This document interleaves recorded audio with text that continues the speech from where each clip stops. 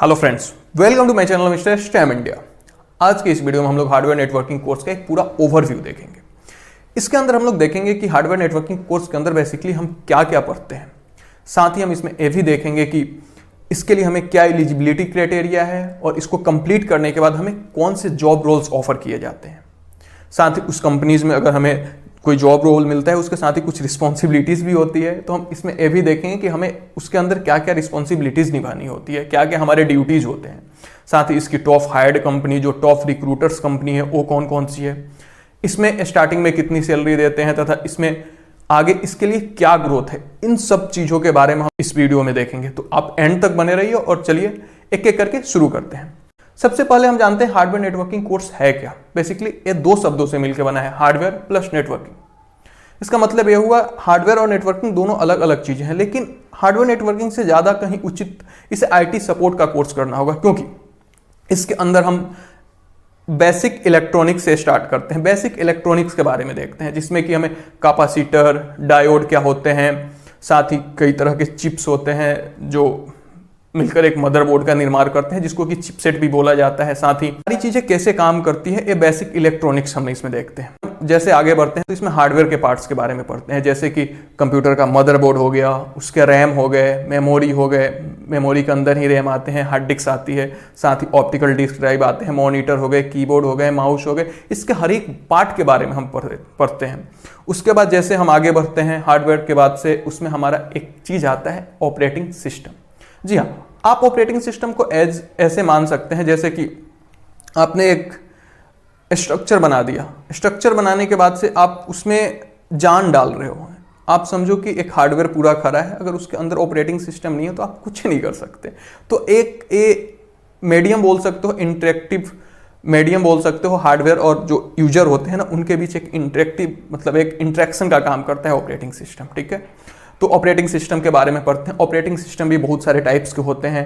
Client operating system होता है, network operating system होता है, इसके अलावा फर्मवेयर होते हैं। बहुत सारे ऑपरेटिंग सिस्टम्स के टाइप हैं, एक हम नेक्स्ट वीडियोज में एक एक करके इसके बारे में भी देखेंगे। साथ ही इसके अलावा कई सारे जैसे विंडोज ऑपरेटिंग सिस्टम हो गया, उबंटू हो गया, साथ ही जो एप्पल के लैपटॉप्स वगैरह आते हैं या फिर एप्पल के जो भी गैजेट्स हैं उसमें मैक ओएस होता है। तो ये सारी चीज़ें हमारे ओएस के अंदर कवर होती है। उसके बाद से हम जैसे नेक्स्ट बढ़ते हैं, उसमें आता है विंडोज सर्वर के बारे में। वैसे सर्वर कई तरह का होता है, बट ज़्यादातर हार्डवेयर नेटवर्किंग कोर्स के अंदर आपको विंडोज सर्वर के बारे में पढ़ाया जाता है।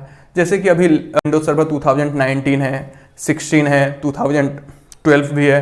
इन सारी चीज़ों के बारे में आपको पढ़ाया जाएगा। विंडोज सर्वर के अंदर हमें अलग अलग सर्वर बनाने होते हैं, उसके अंदर जो सर्वर के रोल्स होते हैं, जैसे DHCP क्या है, DNS क्या है, एक्टिव डायरेक्टरी क्या है, विंडोज डिप्लॉयमेंट सर्विसेज क्या है, इन सारे रोल्स के बारे में हम पढ़ते हैं तथा उसको इंप्लीमेंट करके भी हम चेक करते हैं। उसके बाद जैसे हमारा सर्वर कंप्लीट होता है, हम आते हैं नेटवर्किंग में। नेटवर्किंग में हमें तो सबसे पहले केबलिंग बताई जाती है, केबल्स क्या होते हैं, अगर हमें दो सेम डिवाइस को कनेक्ट करने हैं तो उसके लिए हमें कौन से केबल की ज़रूरत पड़ती है। साथ ही उसकी केबल की एक स्टैंडर्ड होता है, उस स्टैंडर्ड के बारे में पढ़ते हैं। उस केबल को बनाना भी हम सीखते हैं कि हम इसको कैसे बना सकते हैं। वैसे तो आजकल मार्केट में जो केबल्स है वो रेडीमेड केबल्स अवेलेबल हैं, लेकिन नॉलेज होना जरूरी है कि हमें बेसिक पता होना चाहिए कि इसमें क्या यूज होता है, क्या यूज नहीं होता है। इसमें 8 वायर होती है तो सबका काम क्या क्या है। आईटी एक बड़ी इंटरेस्टिंग चीज़ है। जब आप इसके अंदर घुसोगे तो आपको इतना मजा आएगा, नई नई चीज़ें सीखने को मिलेगी, बहुत मजा है। उसके बाद से आप नेटवर्किंग के अलावा जो नेटवर्क डिवाइसेस होते हैं उसके बारे में पढ़ोगे। स्विचेज, राउटर्स, फायरवॉल क्या होते हैं। फायरवॉल तो बेसिकली एक सिक्योरिटी डिवाइसेस के अंदर आता है, लेकिन ये भी हम उसमें देखते हैं। फायरवॉल हो गया। उसके बाद जो हमारे हब्स होते हैं, हब्स तो आजकल बेसिकली बहुत कम यूज होते हैं, लेकिन हब्स, इन सारे नेटवर्किंग डिवाइसेस के बारे में पढ़ते हैं।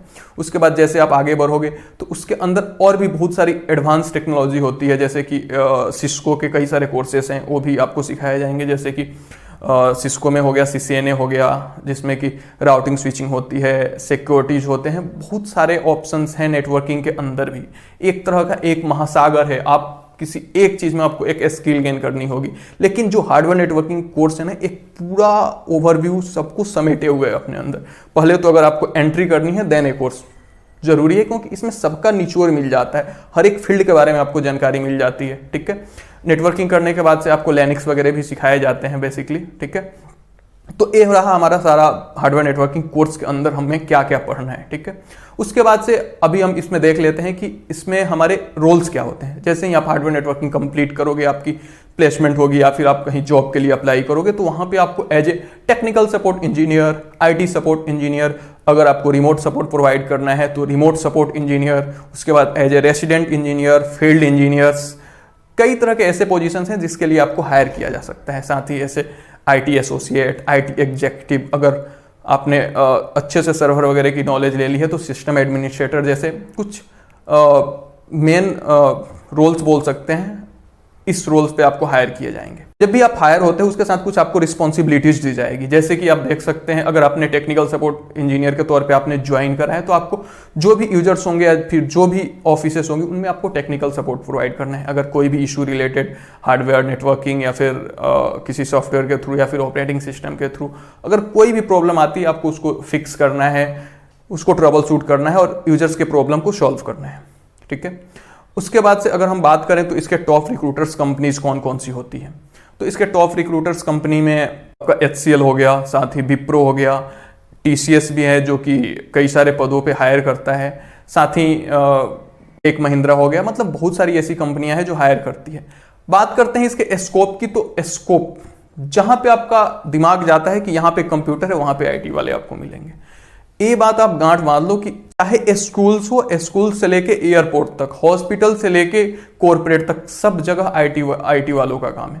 जहां पे भी आप जाओगे, जहां पे भी कंप्यूटर्स दिखेगी, जहां पे भी एक छोटा सा नेटवर्क दिखेगा, वहां पे IT वाले जरूर होते हैं। तो स्कोप तो बहुत है। स्टार्टिंग में आपको बहुत सारे स्कोप हैं IT में। अगर आपको एंट्री करनी है, अगर IT इंडस्ट्री में अपना फ्यूचर बनाना है, then hardware networking is for you.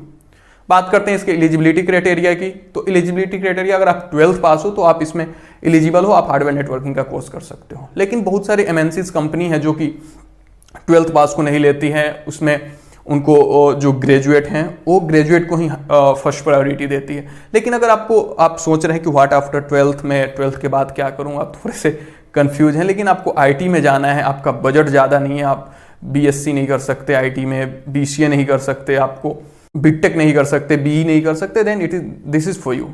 आप हार्डवेयर नेटवर्किंग का कोर्स अच्छे से करिए, किसी कंपनी में आप प्लेसमेंट लीजिए, उसके बाद से जब आप कंपनी में लग जाएंगे उसके बाद से आपकी थोड़ी थोड़ी अर्निंग शुरू हो जाएगी। अर्निंग के बाद से आप चाहे तो अपना जो भी है आप फर्दर आप अपने स्टडी के लिए आपको पैसे भी मिलते रहेंगे और आप डिस्टेंस से आप बहुत सारी चीज़ें सीख सकते हैं। साथ ही किसी स्पेशलाइज सेक्टर जैसे नेटवर्किंग के अंदर ही आप अपनी पकड़ मजबूत बना सकते हैं। आपको लिनक्स सीखने में मजा है, आप लिनक्स में जा सकते हैं। उसके अलावा अगर आपको सर्वर एडमिनिस्ट्रेशन का काम देखना है तो आप सर्वर एडमिन के लिए बहुत सारे कोर्स हैं, वो भी आप कर सकते हैं, जैसे माइक्रोसॉफ्ट का होता है। उसके बाद क्लाउड वगैरह भी जाना है, मतलब बहुत सारी अपॉर्चुनिटीज हैं, ठीक है। बात करते हैं इसके सैलरी की, तो जैसे ही आप कंप्लीट करोगे, आपका अगर जॉब प्लेसमेंट लगेगा एज ए फ्रेशर तो आपको मिनिमम 50,000 तो मिलेगा ही मिलेगा। 15,000 से आपकी जॉब स्टार्टिंग होती है, मतलब जो एक मैंने स्टैंडर्ड बताया, कोई जरूरी नहीं है कि 15,000 ही मिले, आपको 18,000 भी मिल सकते हैं, 20,000 मिल सकते हैं। मैं एक मिनिमम बता रहा हूँ कि जब भी आप एज ए फ्रेशर आप एंट्री करोगे, तो देखो बात यह है ना कि जब फ्रेशर आप एज ए फ्रेशर आप एंट्री करते हो ना, उस टाइम पैसे मायने नहीं रखते। उस टाइम आपका मायने रखता है कि हाँ हमें इंडस्ट्री के अंदर जाना है, वहाँ पे अपनी परफॉर्मेंस दिखानी है, वहाँ से सीखना है, सीख के हमें एक्सपीरियंस गेन करना है। ये एक्सपीरियंस बाद में बहुत काम आने वाली है। तो अगर आपका प्लेसमेंट हो रहा है किसी अच्छी जगह पे जहाँ पे आपको सीखने की अपॉर्चुनिटीज मिल रही है, तो देन आपको वहाँ पे सैलरी वगैरह का तो कुछ करना नहीं चाहिए कि एज ए फ्रेशर आप वहाँ पे ज्वाइन करो, अपनी स्किल्स बढ़ाओ, अपना एक्सपीरियंस गेन करो, then you can move forward. Okay, तो ये सारी चीज़ें हैं। आपको इसको करने के बाद स्टार्टिंग में तो 15,000 है, लेकिन उसके बाद आप जैसे जैसे एक जिसमें उसमें भी IT में ही बहुत सारे लेवल होते हैं, L1, L2, L3। उसके बाद से अपने स्किल्स के हिसाब से आप अपना डोमेन जो है आप चेंज भी कर सकते हैं। ये सारी चीज़ें हैं। करने के बाद से आपको सैलरी इंक्रीमेंट आपको 1 लाख तक मिल जाएगी, 1.5 लाख तक मिल जाएगी, आपको 2 लाख तक भी मिल जाएगी। इसमें हम मैक्सिमम कुछ फिक्स नहीं कर सकते, बिकॉज इंडस्ट्री ही ऐसी है, एक ग्रोइंग इंडस्ट्री है, इतना कुछ चेंजेज आ रहा है IT में डे बाई डे। तो इसमें मिनिमम तो मैंने बता दिया, मैक्सिमम इसमें इतनी अपॉर्चुनिटीज है, वी कैन नॉट से। ओके, साथ ही इसके साथ मैं एक डिस्क्लेमर आप लोगों को देना चाहूँगा कि जो लोग ये सोचते हैं कि हाँ मैंने हार्डवेयर नेटवर्किंग कोर्स के बारे में तो इतनी अच्छी अच्छी बातें जान ली, जैसे ही मैं ज्वाइन करूँगा मेरी तो भाई लाइफ सेट, ये जो चीज़ें हैं वो आईटी में नहीं चलने वाली, क्योंकि आईटी जो है आप देख रहे हैं कि धीरे धीरे इसमें बहुत सारे चेंजेज आ रहे हैं। सो आपको हमेशा नई चीज़ों को सीखने के लिए हमेशा ओपन टू लर्न होना चाहिए। नई नई चीज़ें आ रही है उसके बारे में सीखना है, उन चीज़ों को कैसे हम इम्प्लीमेंट कर सकते हैं, उसके क्या यूजेज हैं, पीछे वाले जो चीज़ें थी, पीछे वाली जो टेक्नोलॉजी थी उसमें क्या फॉल्ट थी कि ये नई चीज़ें आई हैं। इन सारी चीज़ों को आपको इसमें हमेशा अपने आप को अपडेट और अपग्रेड करना पड़ेगा। ठीक है, तो एरा टोटल ओवरव्यू हमने बता दिया हार्डवेयर नेटवर्किंग कोर्स के बारे में। अगर आप भी इंटरेस्टेड हो, अगर आप भी 12th पास हो, थोड़ा सा कंफ्यूज हो कि हम आगे क्या करें, हमें फैमिली को सपोर्ट करना है, अपनी आगे की पढ़ाई प्रोसेस करनी है, देन आप हार्डवेयर नेटवर्किंग का कोर्स बिल्कुल भी कर सकते हो। ऐसे बहुत सारे इंस्टीट्यूट हैं जो आपको ये कोर्स करवाते हैं। आप किसी अच्छे इंस्टीट्यूट से उसमें इनरोल करिए, सीखिए, सीखने के बाद से आप अपना आईटी में करियर शुरू कर सकते हैं। अगर आपको आईटी का पूरा एक कोर्स चाहिए फ्री में, देन आप मुझे कमेंट्स करके बताओ कि मुझे कोर्स चाहिए। मैं आपको बिल्कुल प्रैक्टिकल के साथ, जो हमारे कॉर्पोरेट्स में जो सारी चीज़ें यूज होती है उसके साथ मैं एक पूरा फुल कोर्स बनाऊंगा, जिससे कि आप सभी बेनिफिट ले सकते हैं। बस आज के वीडियो में इतना ही, मिलते हैं नेक्स्ट वीडियो में, तब तक के लिए धन्यवाद।